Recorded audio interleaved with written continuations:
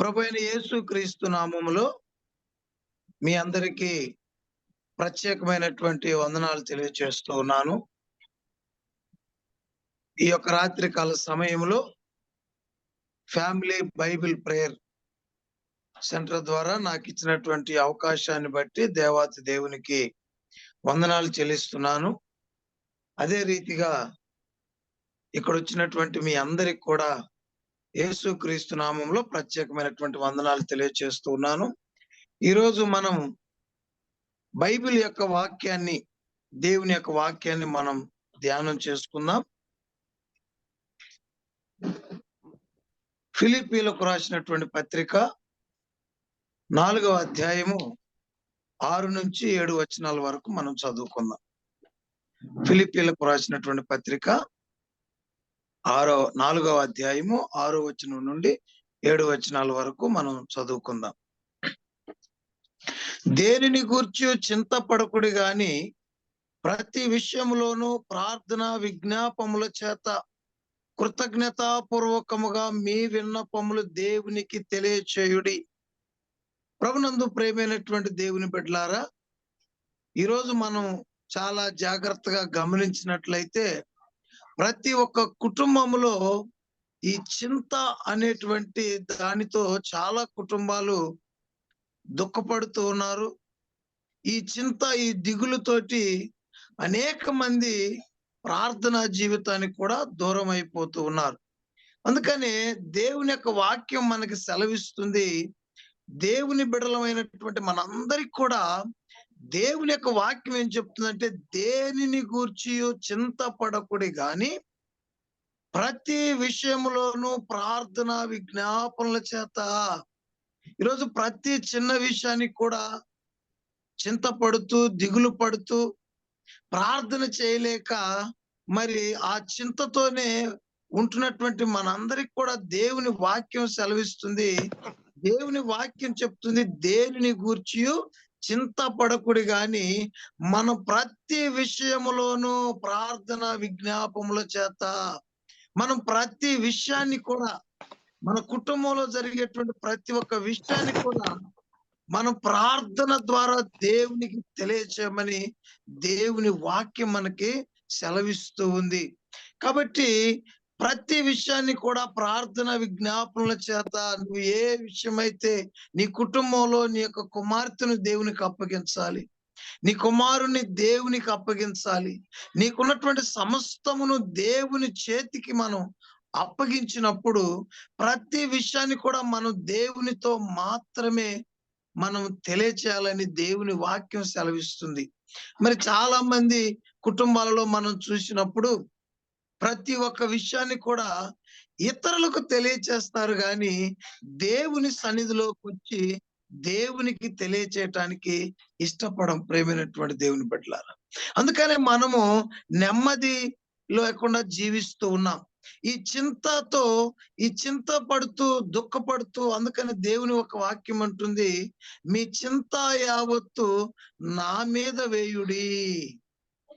మీరు చింతపడి మూరుడు ఎత్తైనను మూరుడు తక్కువైనను మీరు చేసుకోలేరు, మీ వెంట్రుకు తెలుపైనను నలుపైనను కాదని దేవుని వాక్యం మనకి సెలవిస్తుంది. కాబట్టి ప్రతి విషయాన్ని కూడా మనం దేవుని దగ్గరికి వెళ్ళి దేవుని సన్నిధిలో ప్రార్థన ద్వారా నీ విషయాలన్నీ కూడా, నీ కుటుంబ విషయాలన్నీ కూడా, నీ భర్త గురించి, నీ కుటుంబ సభ్యుల గురించి నువ్వు ప్రార్థన ద్వారా దేవునికి తెలియచేసినప్పుడు ఆ ప్రార్థన ద్వారా నువ్వు దేవుని దగ్గర నుండి సమాధానము పొందటానికి దేవుడు ముందుగా మనకి సిద్ధపాటు చేసి ఉన్నాడు. అప్పుడు ఆ 7వ వచనం చూస్తే, అప్పుడు సమస్త జ్ఞానమునకు మించిన దేవుని సమాధానము యేసు క్రీస్తు వలన మీ హృదయములకును మీ తలంపులకును కావలి ఉండును. అలాగా మనం ప్రార్థన చేయటం ద్వారా, ప్రతి విషయాన్ని దేవుని సన్నిధిలో మొరపెట్టడం ద్వారా, నీ కుటుంబ సమస్యలను దేవునికి తెలియచేయటం ద్వారా నీకు దేవుడు సమాధానాన్ని ఇవ్వటానికి ఆయన సిద్ధంగా ఉన్నాడు. నీ సమస్యలను పరిష్కరించడానికి ఆయన సిద్ధంగా సిద్ధంగా ఉన్నాడు. నీ పనులన్నీ చక్కబెట్టడానికి ఆయన సిద్ధంగా ఉన్నాడు. సమస్తము నీకు చేయటానికి దేవుడు సిద్ధంగా ఉన్నాడు. నీకు నెమ్మదినివ్వటానికి సిద్ధంగా ఉన్నాడు. నీకు ఆశీర్వాదాలు ఇవ్వటానికి సిద్ధంగా ఉన్నాడు. నీ బిడ్డను దీవించటానికి దేవుడు సిద్ధంగా ఉన్నాడు. నీ కుటుంబాన్ని ప్రతి విషయంలో కూడా దేవుడు ఆశీర్వదించటానికి, నడిపించటానికి, నీ కుటుంబాన్ని అనేకమైనటువంటి అవసరతలు, అక్కర్లు తీర్చటానికి, నీ దిగులు, నీ చింత, నీ భయము, నీ బాధ, నీ దుఃఖం అన్ని కూడా తీర్చటానికి దేవుడు సిద్ధంగా ఉన్నాడు. అయితే ప్రతి విషయాన్ని కూడా నువ్వు దేవునికి తెలియచేయాలి. ఈరోజు చాలా మంది మరి అన్ని కూడా ఇతరులకు తెలియచేస్తూ ఉంటారు, ఇతరులకు చెప్తూ ఉంటారు, ఇతరులతో ఆలోచన చేస్తూ ఉంటారు. కానీ సమస్తము చేయగలిగినటువంటి దేవుడు మన మధ్యలో ఉన్నాడని మనం తెలుసుకొని, నీ కుటుంబానికి ఏమి కావాలో, నీ కుటుంబానికి ఎలాంటి దీవెనలు అవసరమో, నీ కుటుంబానికి ఎలాంటి ఆదరణ అవసరమో అది తెలిసిన వాడు దేవుడు మాత్రమే. కాబట్టి ఈ రాత్రికాల సమయంలో మనము చింతపడకుండా, దుఃఖపడకుండా, ఇబ్బంది పడకుండా, విసుగు చెందకుండా, ఏ మాత్రము కూడా కన్నీరు కార్చకుండా దేవుని వాక్యం తెలియచేస్తుంది.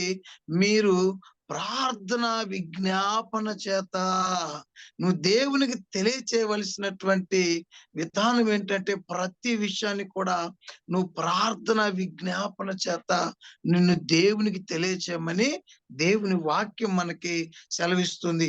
ఇంకొక మాటను కూడా మనం గమనించినప్పుడు దేవుని వాక్యములో ఆ కీర్తన గ్రంథము 52వ అధ్యాయము 8వ వచనంలో కూడా ఇంకొక మాట కూడా ఉంటుంది. ఏమంటున్నాడంటే అక్కడ కీర్తనాకారుడైనటువంటి దావీదు మహారాజు గారు, నేనైతే దేవుని మందిరములో పచ్చని ఒలీవ చెట్టు వలె ఉన్నాను, నిత్యము దేవుని కృపయందు నమ్మిక ఉంచి ఉన్నాను అనేటువంటి మాటను మనం అక్కడ చదువుతూ ఉన్నాం. ఇక్కడ మనము పచ్చని ఒలీవ చెట్టు వలె ఉండాలన్నది దేవుని యొక్క ఉద్దేశం. నేనైతే దేవుని మందిరములో పచ్చని ఒలీవ చెట్టు వలె ఉన్నాను. నువ్వు దేవుని సన్నిధిలో నువ్వు కనబడినట్లయితే, నువ్వు దేవుని సన్నిధానానికి నువ్వు ప్రయాణమైనట్లయితే, నువ్వు దేవుని సన్నిధిలో నువ్వు మోకరించి ప్రార్థించినట్లయితే, మరి నీ జీవితము, నా జీవితము, మనందరి జీవితము పచ్చని ఒలీవ చెట్టు వలె ఉండటానికి దేవుడు ఆశీర్వాదాలు మనకి కురిపించబోతూ ఉన్నాడు. కాబట్టి నేనైతే అన్నాడు అక్కడ, ఆయన ఇతరులతో ఆయన ప్రయాణం చేయలేదు. దేవుణ్ణి స్తుతించే విషయంలో, దేవుణ్ణి ఆరాధించే విషయంలో మనము ఒక్కరిగానే దేవుని సన్నిధిలో మనం మొరపెట్టాలి. నువ్వు ఒక్కరిగానే నువ్వు ఆలోచన చేయాలి. చాలా గ్రామాలకు పరిచర్య విషయమై మేము వెళ్ళినప్పుడు అక్కడ ఉన్నటువంటి వారు, మా యొక్క వస్తే నేను కూడా వస్తాను సార్ అనేటువంటి మాటను తెలియచేస్తూ ఉంటారు. అంటే వాళ్ళు ఒక్కొక్కరు ఒక్కొక్క ఆలోచన కలిగి, కానీ దావీదు మహారాజు అక్కడ ఉన్నటువంటి మాట ఏంటంటే, నేనైతే ఇతరులు ఏం చేస్తారో ఏమో తెలియదు గాని నా దేవుని సన్నిధిలో నేను కనబడతాను, నా దేవుని సన్నిధిలో నేను మోకరిస్తాను, నా దేవుని సన్నిధిలో నేను ప్రార్థన చేస్తాను, నా దేవునికి నేను సమయం ఇస్తాను, నన్ను దీవించే నా దేవుని సన్నిధిలో నేను గడుపుతాను అని చెప్పేసి ఆయన దావీదు మహారాజు మనకి తెలియచేస్తూ ఉన్నాడు. కాబట్టి ఈరోజు మనం ఆశీర్వదించబడాలి అంటే తప్పనిసరిగా మనం దేవుని సన్నిధిలో మొరపెట్టాలి, మనం దేవుని సన్నిధిలో కనపడాలి, మనం దేవుని సన్నిధిలో మనము ప్రార్థన చేయాలి. అప్పుడే ఆయన ఏమంటాడంటే, నిత్యము దేవుని కృపయందు నమ్మిక ఉంచున్నాను. నిత్యము మనము దేవుని యందు నమ్మిక ఉంచినప్పుడు ఖచ్చితంగా మనము దేనిని గురించి చింతపడకుండా, మనకేం కావాలో అవన్నీ కూడా దేవుడు సమృద్ధిగా తీర్చడానికి దేవుడు సిద్ధంగా ఉన్నాడు. ప్రేమైనటువంటి దేవుని బిడ్డలారా, ఇంకొక మాట ఏమంటాడంటే, ప్రతి విషయములోనూ ప్రతి విషయాన్ని మనం దేవుని సన్నిధిలో మోకరించాలి. యేసయ్యా, నా కుటుంబ బాధ్యత నీదే ప్రభువా, నా గుండె బాధ్యత నీదే ప్రభు, ప్రభువా. నా శరీరంలో ఉన్నటువంటి ప్రతి ఒక్క అవయవాన్ని నీ చేతికి అప్పగిస్తున్నానయ్యా. దాని బాధ్యత నీదే ప్రభా. ఈరోజు చాలా మంది చింతపడుతూ ఉన్నారు, దుఃఖపడుతూ ఉన్నారు, వేదన పడుతున్నారు.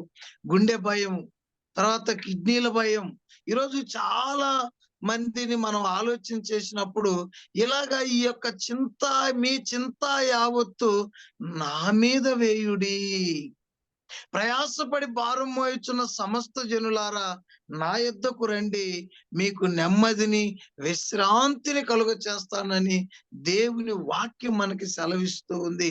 కాబట్టి మీ చింత యావత్తు నా మీద వేయుడి అని దేవుని వాక్యం మనకి సెలవిస్తూ ఉన్నది. కాబట్టి నీ కుటుంబాన్ని అంతయు కూడా, నీ కుటుంబంలో ఉన్నటువంటి ప్రతి ఒక్క అవసరత కూడా, మన జీవితాన్ని మనం దేవుని మీద ఆధారపడినప్పుడు, దేవునితో మనం ప్రయాణం చేసినప్పుడు, దేవునితో మనం ఆలోచన చేసినప్పుడు, దేవునితో మనం ముఖాముఖిగా ప్రార్థనలో గడిపినప్పుడు ఖచ్చితంగా మనకున్నటువంటి ప్రతి ఒక్క దుఃఖము, ప్రతి ఒక్క వేదన, ప్రతి ఒక్క బాధ దేవుడు తీసివేయటానికి ఆయన సిద్ధంగా ఉన్నాడు.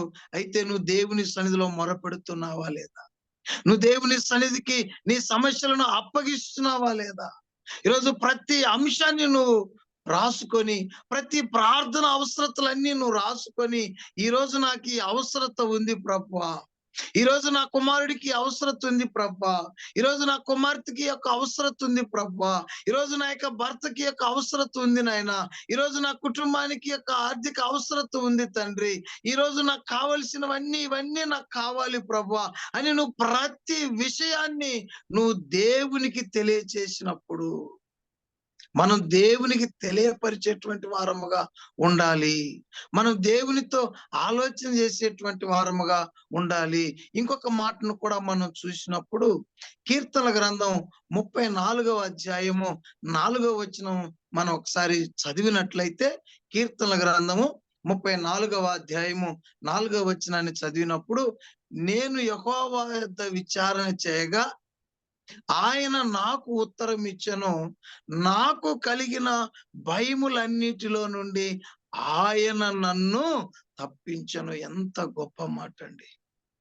నేను యెహోవా యొద్ద విచారణ చేయగా, నువ్వు దేవుని సన్నిధిలోనికి వెళ్ళి నువ్వు ఎప్పుడైతే ప్రార్థన చేస్తావో, నువ్వు ఎప్పుడైతే నీ సమస్యలన్నీ దేవుని సన్నిధిలో నువ్వు మొరపెడతావో, అక్కడ ఆయనకు భయము కలిగింది.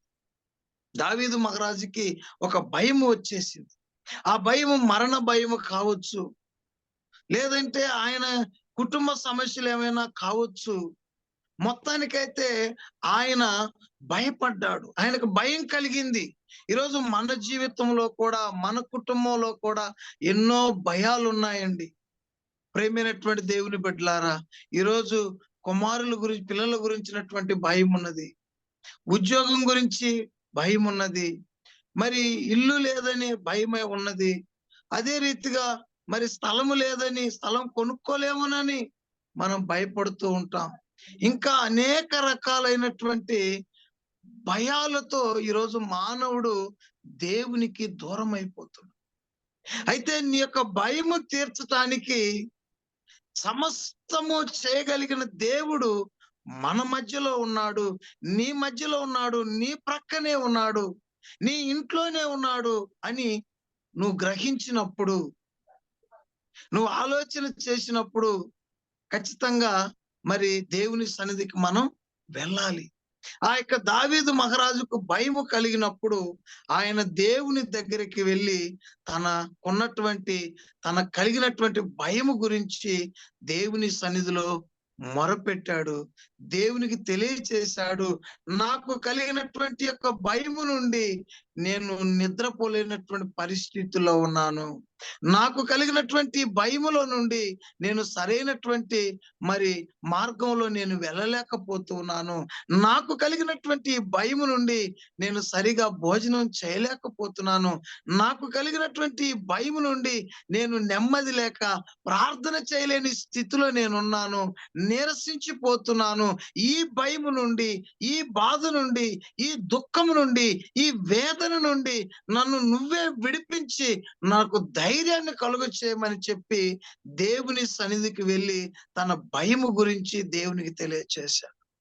ఈరోజు నా జీవితంలో, మనందరి జీవితంలో ఎక్కడో ఒక్కడ చిన్న భయం అనేటువంటిది ఉంటూ ఉంది ప్రేమైనటువంటి దేవుని బిడ్డలారా. అయితే మనము దేవుని సన్నిధానానికి వెళ్ళి, ఈరోజు చాలా మంది చూసినట్లయితే ఈ భయముతో ఎక్కడెక్కడికో వెళ్ళి ఎక్కడెక్కడికో వెళ్ళి జ్యోతిష్కులను అడగటం, లేదంటే ఈ భయం ఏదన్నా ఇబ్బంది కలిగినప్పుడు, నష్టం కలిగినప్పుడు ఇల్లు వాస్తు చూయించటం పల్లెటూర్లలో గాని చాలా చోట్ల ఇలాగా చేస్తూ ఉంటారు. మాకెందుకు ఇలా జరుగుతుంది? మేము అనుకున్న పని మాకు జరగట్లేదు అని ఇలాగా ఆలోచన చేసి దేవునికి దూరం అయిపోయి సమస్తము చేయగలిగినటువంటి దేవుని సన్నిధానానికి రాకుండా వారు వేరే ఆలోచనలు చేస్తూ ఉంటారు. అయితే దావీదు మహారాజు చాలా చక్కగా ఆలోచన చేసి, నేనొక దేవుణ్ణి కలిగి ఉన్నాను, నా దేవుడు సమస్తము చేయగలడు, నాకున్నటువంటి ఈ పరిస్థితి నుండి, నాకున్నటువంటి యొక్క భయము నుండి, నాకున్నటువంటి ఈ దుఃఖము నుండి నా దేవుడు నన్ను విడిపించుటకు సమర్థుడు కాబట్టి ఆయన సన్నిధానానికి వెళ్ళి ఆయనతో ఆలోచన చేశాడు. దేవునితో ఆలోచన చేసి దేవుని సన్నిధిలో మొరపెట్టాడు, ప్రార్థించాడు, కన్నీరు కార్చాడు. దేవా, నాకు ఈ సమస్య నుండి, ఈ భయం నుండి నన్ను విడిపించమన్నప్పుడు అక్కడ ఒక మాట ఉన్నది, ఆయన నాకు చెవియొగ్గి నాకు ఉత్తరం ఇచ్చెను, నాకు కలిగిన భయములన్నిటిలో నుండి ఆయన నన్ను తప్పించెను. ఎంత గొప్ప మాట అండి. ఆయన నాకు కలిగిన భయములన్నిటిలో నుండి ఆయన నన్ను మనం నమ్మిన షడ్రాకు, మేషాకు, అభిజ్ఞగోలు ఒక మాట అన్నారు, ప్రజా మా దేవుడు మమ్మలను రక్షించుటకు సమర్థుడు. ఈరోజు వింటున్నటువంటి మన అందరి కుటుంబాలను, నీ కుటుంబాన్ని, నీ బిడ్డలను, నీకున్న సమస్తమును చేయటానికి దేవుడు సమర్థుడు. అయితే నువ్వు దేవుని సన్నిధానానికి వెళ్ళి మొరపెడుతున్నావా? దేవుని దగ్గరికి వెళ్ళి నీ కుమార్తెను అప్పగిస్తున్నావా? దేవుని దగ్గరికి వెళ్ళి నీ కుమారుని దేవుని చేతికి అప్పగిస్తున్నావా లేదా? దేవుని దగ్గరికి వెళ్ళి నీ పరిస్థితులన్నీ, నీకేమేమి కావాలో అవన్నీ కూడా నువ్వు దేవునికి అప్పగిస్తున్నావా లేదా? దేవుని సన్నిధిలో తెలియచేస్తున్నావా లేదా? దావీదు మహారాజు దేవునికి తెలియచేసి తనకున్నటువంటి భయము నుండి, తనకున్నటువంటి దుఃఖము నుండి, తనకున్నటువంటి బాధ నుండి, తనకున్నటువంటి చింత నుండి ఆయన బయటపడటానికి ఆయన ప్రార్థన చేశాడు.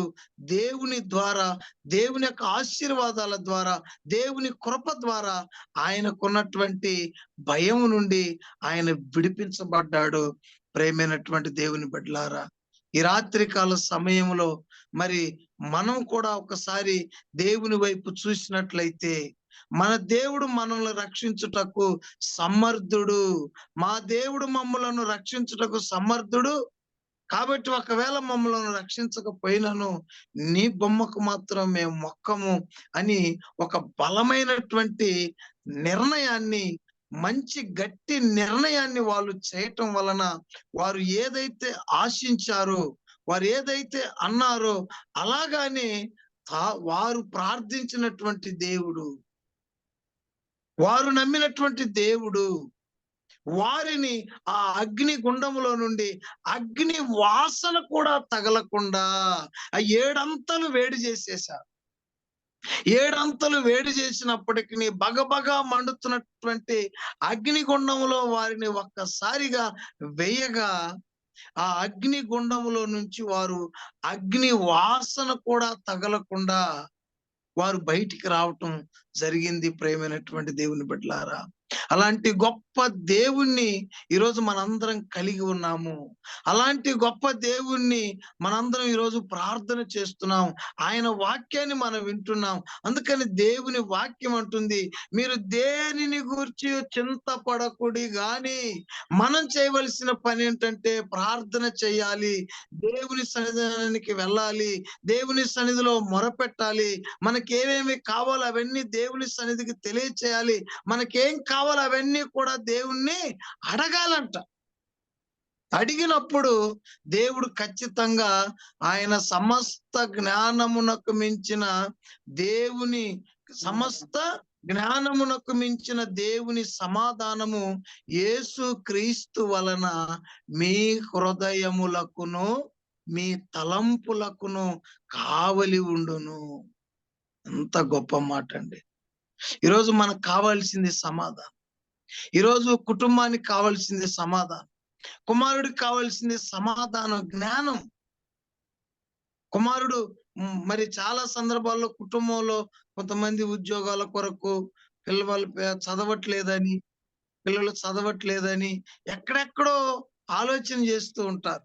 ఎక్కడెక్కడో చేర్పించాలని ఆలోచన చేస్తుంటారు. అయితే దేవుని వాక్యం తెలియచేస్తుంది, మీకు జ్ఞానం సమస్తమునకు మీలో జ్ఞానము కొదువైన యెడల వారు దేవుణ్ణి అడగవలెను. ఈరోజు మన కుమారుడి విషయంలో దేవుని సన్నిధిలో మనము అడగాలి. అక్కడ దేవుని వాక్యం అంటుంది, సమస్త జ్ఞానమునకు మించిన దేవుని సమాధానం. ఈ సమాధానం లేక అనేక మంది ఆత్మహత్యలు చేసుకుంటున్నారు. ఈ సమాధానం లేక అనేక మంది అప్పుల పాలైపోతున్నారు. ఈ సమాధానము ఈ జ్ఞానము లేక అనేక మంది మరి దేవునికి దూరం అయిపోతున్నారు. ఎప్పుడైతే నువ్వు ప్రతి విషయంలో నువ్వు దేవుని సన్నిధిలో మోకరించి ప్రార్థన చేస్తావో అప్పుడు దేవుడు నీకు జ్ఞానాన్ని ఇస్తాడు. నువ్వేం చేయాలి, ఎలా నడవాలి, ఎలా వెళ్ళాలి, ఏ పని చేయాలి, ఏం మాట్లాడాలి, ఏం చదువుకోవాలి, ఎవరితో మాట్లాడాలి, ఎవరి దగ్గరికి వెళ్ళాలి, ఇవన్నీ కూడా దేవుడు నీ కొరకు ముందుగానే సిద్ధపరిచి ఉంటాడు. అందుకని తన యందు భయభక్తులు గల వారి కోరిక ఆయన నెరవేర్చును. మనం ఆశపడుతున్నాం, మనం ఆశించే వాళ్ళమే గాని ఆశను నెరవేర్చేటువంటి వ్యక్తి మన మధ్యలో ఉన్నాడు, నీతో ఉన్నాడు. కాబట్టి తన యందు భయభక్తులు గల వారి కోరిక ఆయన నెరవేర్చును.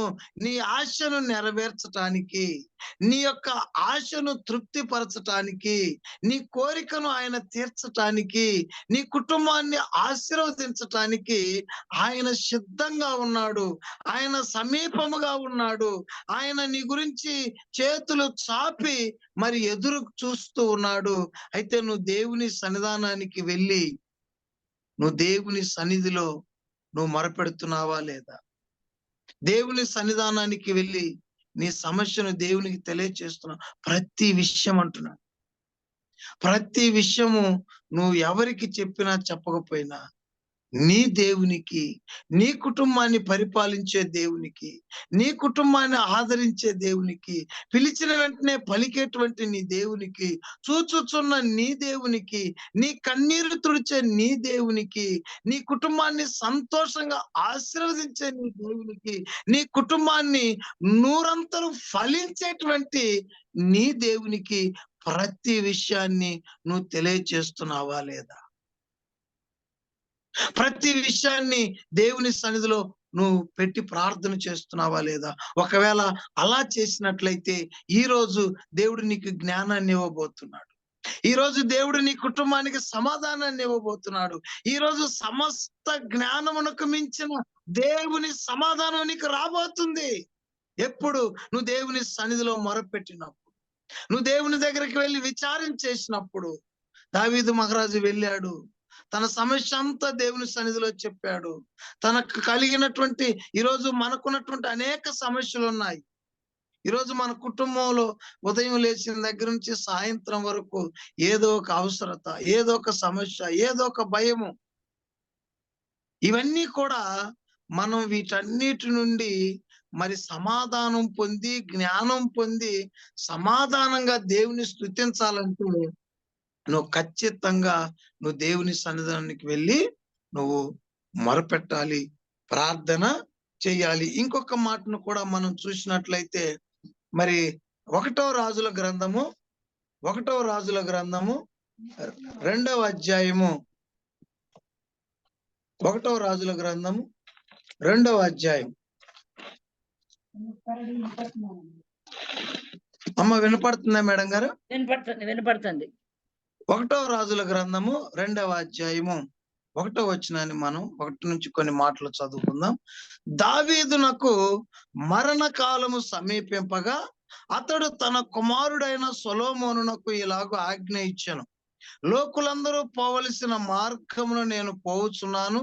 కాబట్టి నీవు ధైర్యము తెచ్చుకొని నిబ్బరము కలిగి నీ దేవుడైన యెహోవా అప్పగించిన దానిని కాపాడి ఆయన మార్గములను అనుసరించిన ఎడల నీవు ఏ పని పూనుకొనినను ఎక్కడ తిరిగినను అన్నిటిలో వివేకముగా నడుచుకొందువు. ఎంత గొప్ప మాట అండి. ఇక్కడ దావీదు మహారాజు చాలా చక్కని ఆలోచన చేశాడు.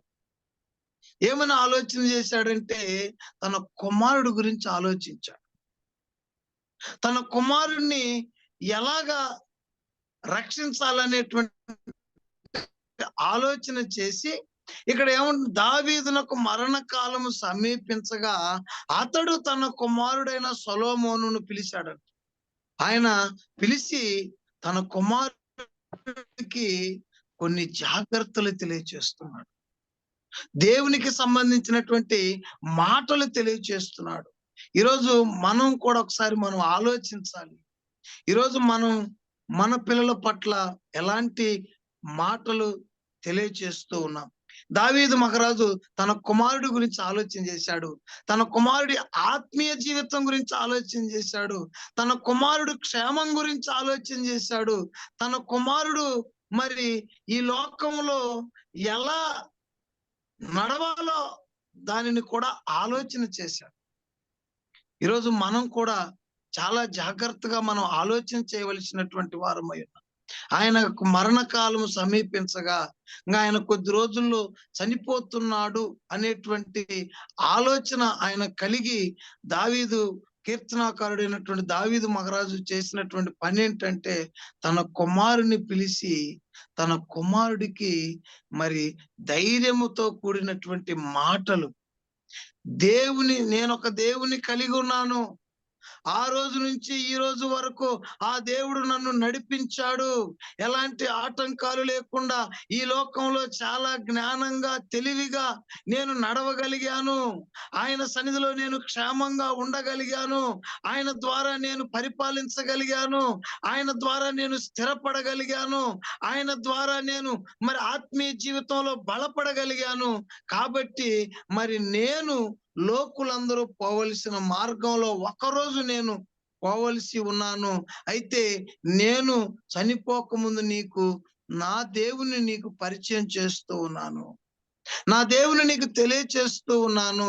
ఏమంటున్నాడంటే నువ్వు ధైర్యము తెచ్చుకోరు, నువ్వు నిబ్బరము కలిగి నీ దేవుడైన యెహోవా అప్పగించిన దాన్ని కాపాడి ఆయన మార్గములు అనుసరించి నడిచిన ఎడల నీవు ఏ పని చేసినను ఎక్కడికి వెళ్ళినను ఎక్కడ తిరిగినను అన్నిటిలో వివేకముగా నడుచుకుందువు. ఇక్కడ మనము కూడా చాలా జాగ్రత్తగా మన కుటుంబానికి పిల్లలకి ఈరోజు చాలా మంది యవనస్తులు ఎక్కడంటే అక్కడ వెళ్ళిపోతూ తమ యొక్క జీవితాలను పాడు చేసుకుంటూ ఉన్నారు. అయితే ఇక్కడ దావీదు మహారాజు తన కుమారుడికి తెలియచేస్తున్నారు, నువ్వు దేవుణ్ణి కలిగి నడిచినట్లయితే, నువ్వు దేవునికి భయపడి దేవుని యందు భయము భక్తి కలిగి నువ్వు జీవించినట్లయితే, నువ్వు ఆయన వాక్యాన్ని పట్టుకొని నువ్వు ఈ లోకములో ఉన్నట్లయితే, నువ్వు ఏ పని చేసినాను, నువ్వు ఎక్కడికి వెళ్ళినాను మన పిల్లలకి విజయం కావాలి, నీ కుటుంబానికి నా కుటుంబానికి విజయం కావాలి, నీ కుటుంబానికి నా కుటుంబానికి ఆశీర్వాదాలు కావాలి, దేవుని జ్ఞానం కావాలి, దేవుని కాపుదల కావాలి, విజయము కావాలి.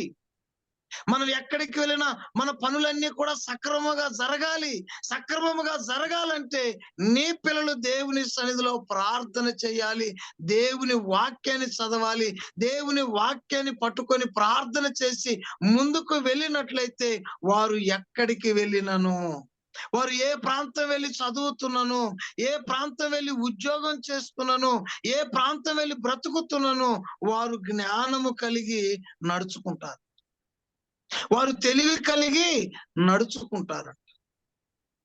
కాబట్టి ఈ రాత్రి కాల సమయంలో మనం చాలా జాగ్రత్తగా గమనించవలసిన మాటలు. ఇక్కడ దావీదు మహారాజు తన కుమారుడికి మరి సంపాదించాము, మరి అక్కడ అవి ఉన్నాయి, ఇక్కడ ఇవి ఉన్నాయి అని చెప్పలేదు. అక్కడ ఒక స్థలం ఉంది, ఇక్కడ ఒక స్థలం ఉంది అని చెప్పలేదు గాని ఆయనకు జీవము కలిగిన దేవుని వాక్యాన్ని అందించాడు. ఆ వాక్యాన్ని పట్టుకొని ఈరోజు ఆయనకి మించిన జ్ఞానవంతుడు ఇంకొకడు లేరు అని కూడా బైబిల్ గ్రంథంలో వ్రాయబడి ఉన్నది. అంత జ్ఞానం వస్తది నీ పిల్లలకు నువ్వు దేవుని వాక్యం అందించినప్పుడు. నీ కుటుంబంలో దేవుని వాక్యం ఉన్నప్పుడు, నీ కుటుంబంలో పరిశుద్ధత, ఆత్మీయ జీవితం ఉన్నప్పుడు, ప్రార్థన జీవితం ఉన్నప్పుడు, ప్రతి విషయాన్ని నువ్వు దేవునికి తెలియచేస్తున్నప్పుడు నీ కుటుంబంలో మరి ఆశీర్వాదాలు ఉంటాయని దేవుని యొక్క వాక్యము మనకి సెలవిస్తుంది. ప్రేమైనటువంటి దేవుని బిడ్డలారా, కాబట్టి ఈ యొక్క రాత్రికాల సమయంలో మనందరం కూడా గమనించవలసినటువంటి మాట ఏంటంటే, దేవుని సన్నిధానంలో ప్రతి విషయాన్ని మనము తెలియచేయాలి. ప్రతి విషయాన్ని మనం దేవునికి తెలియచేసినప్పుడు, ప్రార్థన విజ్ఞాపనను చేస్తున్నప్పుడు నీకు సమస్తం మించిన దేవుని జ్ఞానం, ఏ భయమైతే ఉందో, ఏ దుఃఖమైతే ఉందో, ఏ వ్యాధులైతే ఉన్నాయో, ఏ బాధలైతే ఉన్నాయో, అక్కడ దావీదు మహారాజు అంటున్నాడు, నాకు కలిగిన భయము నుండి. మొన్న కూడా మనం సాక్ష్యం మనం గ్రూప్ లో మనం విన్నాము. ప్రేమైనటువంటి దేవుని బిడ్డలారా, 3 ఆపరేషన్లు అలాంటివి ఎన్నొచ్చినా కూడా నువ్వు దేవుని సన్నిధిలో విచారిస్తున్నప్పుడు, మొరపెడుతున్నప్పుడు ఆ భయము నుండి మేడం గారు తెలియచేశారు. ఆ భయము, నేను చనిపోతానేమో అనేటువంటి భయము ఉన్నప్పుడు ఆ భయము నుండి దేవుడు విడిపించారు. మీరందరి ప్రార్థనల ద్వారా దేవుని మహాకృపను బట్టి మేడం గారు ఈరోజు మరి ఆపరేషన్ చేసుకొని క్షేమంగా రావటం జరిగింది. కాబట్టి ఆ సాక్ష్యాన్ని మనం కూడా విన్నాము. కాబట్టి ఇలాంటి అద్భుతమైనటువంటి మాటలు అవి దేవుని మాటలు. అందుకని నీ వాక్యము నా పాదములకు దీపమై ఉన్నది, నా త్రోవకు వెలుగై ఉన్నది అని. కాబట్టి అలాగా మన పిల్లలకు గాని, కుటుంబంలో గాని మనం దేవుని వాక్యాన్ని అందించినప్పుడు దావీదు మహారాజు పిలిచి తన కుమారుడికి కొన్ని ధైర్యమైన మాటలు తెలియచేశాడు. తన కుమారుని చక్కపెట్టగలిగాడు. తన కుమారుడికి దేవుణ్ణి అందించగలిగాడు. వాక్యాన్ని అందించగలిగాడు. దేవుణ్ణి పట్టుకునేటట్లుగా ఆయన చేయగలిగాడు. ఈరోజు మనం ఇవ్వవలసింది అదే. మనం ఆస్తులు ఇచ్చినా, అంతస్తులు ఇచ్చినా, ఏది ఇచ్చినా కూడా అవి ఈ లోకంలో శాశ్వతం కాదు. గాని ఒక దేవుని వాక్యాన్ని ఇచ్చినప్పుడు, మనం చేపను మనం చూసినప్పుడు ప్రేమైనటువంటి దేవుని బిడ్డలారా, అది 24 గంటలు సముద్రంలో ఆ నీటిలో ఈత కొడతానే ఉంటది.